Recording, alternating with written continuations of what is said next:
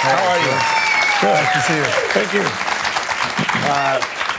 Welcome to the program. This is a treat. Thank you for having me. Of course, man. Because, you know, when you reach my age, very seldom you see people on music television with wrinkles. Really?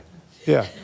Well, I remember a long time ago, perfect, too fresh after I had a breakup, you were sound checking at a place, and I happened to sneak in the back and watch the sound check. And it was right at the time when I needed to hear a blues man play the blues. And it was perfect. You know, the book is really cool, especially when you open it up and you paint a picture of, you know, a cotton field back in the day and those photographs that people would see in a museum.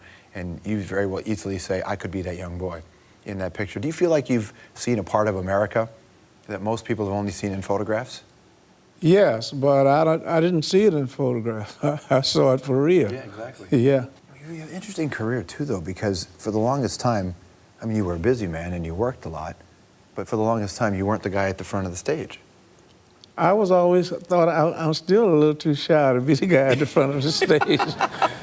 But I was kind of forced into that. I never planned it to be here answering your questions now. I didn't never think I was good enough, and it's in the back of my head now. I shouldn't be here now. You should have, if they would live in Muddy Waters, Howlin' Wolf, Lonnie Johnson, and Robert Johnson, and people like that, they could answer your questions, whatever you need, better than I can, because I didn't learn nothing in school. I learned it all from them. You seem to have avoided some of the drug and alcohol problems that you hear a lot about that really took their toll on a lot of people.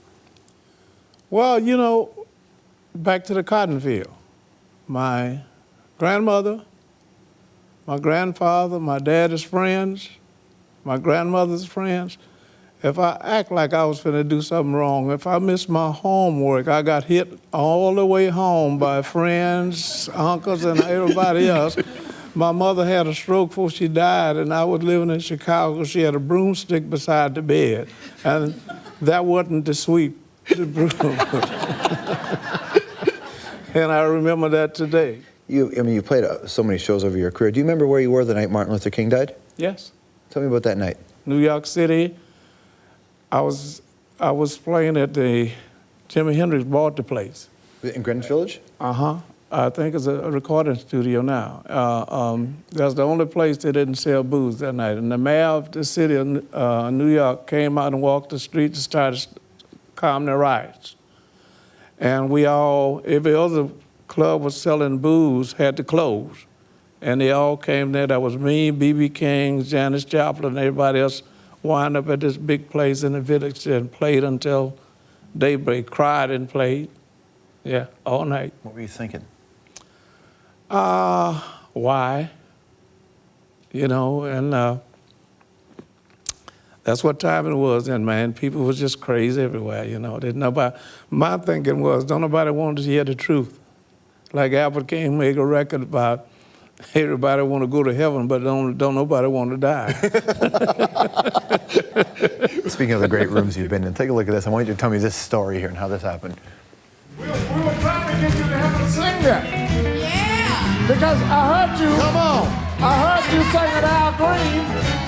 So you have started something, you gotta keep it up now.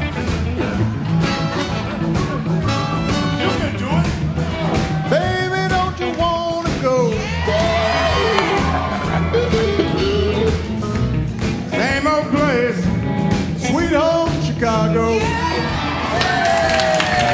That's you talk about, you know, asking the question why, you know, the night Martin Luther King died, and there you are getting the man that is President Obama to sing, you know, or sing a Robert Johnson tune, right? I mean, that's something.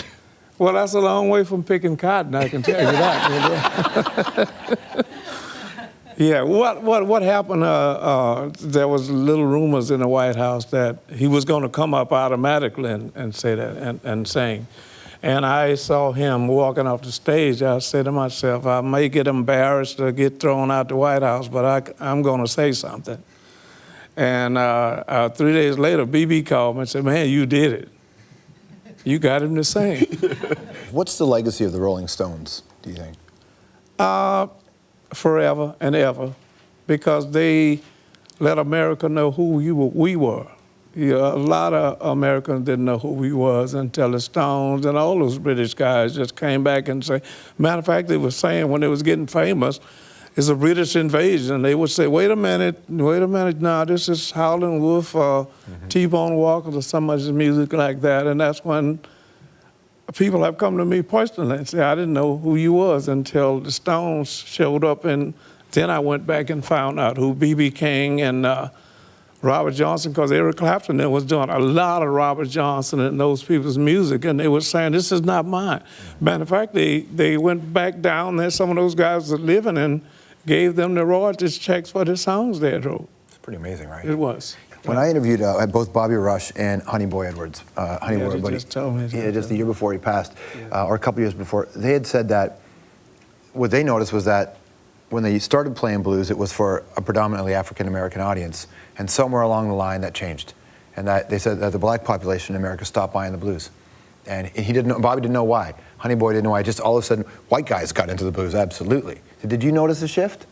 Well, let me get to that when I ask you this first. This is the funny part. Yeah, we were playing for 99.9 or 100% blacks, I would say. And all of a sudden, this late 50s, you would look out in the audience and there was a white face out there. And the only time you saw a white face in a blues club back then, he was a policeman. And I'd say, well, we got enough money to get the bottle of wine, which was 35, 40 cents. I said, don't pull up the wine because there's a cop out there sitting at the table. And it was Paul Butterfield. Wow. Yeah. Michael Bloomfield, you know, some of the other, and finally it was Eric Clapton and some of them said, and I'm like saying, there's a lot of white cops coming in now, man. They're trying to because, you know, music comes in all languages, and a lot, and I hate the question, and I get to ask a lot, do you have to be black or came up through the cotton field to be a good blues player? No, just watch people today who's losing the best jobs they ever had, and used to didn't have to look back and worry about what we sing about. I lost my job in the steel mill 5 years ago and can't go back. Ain't no more steel mill. That's not only happening to blacks, that's happening to whites too, man. You know, those, I read somewhere lately why some airline pilot is a painter now because the airlines laid him off, you know. So this is what we sing about everyday life. Everybody's got the blues, right? Everybody got the blues, whether you realize it or not. You got it. It's great to see you, sir. Real honor. Thank you very much. Thank you. Buddy Guy, everybody. We'll be right back.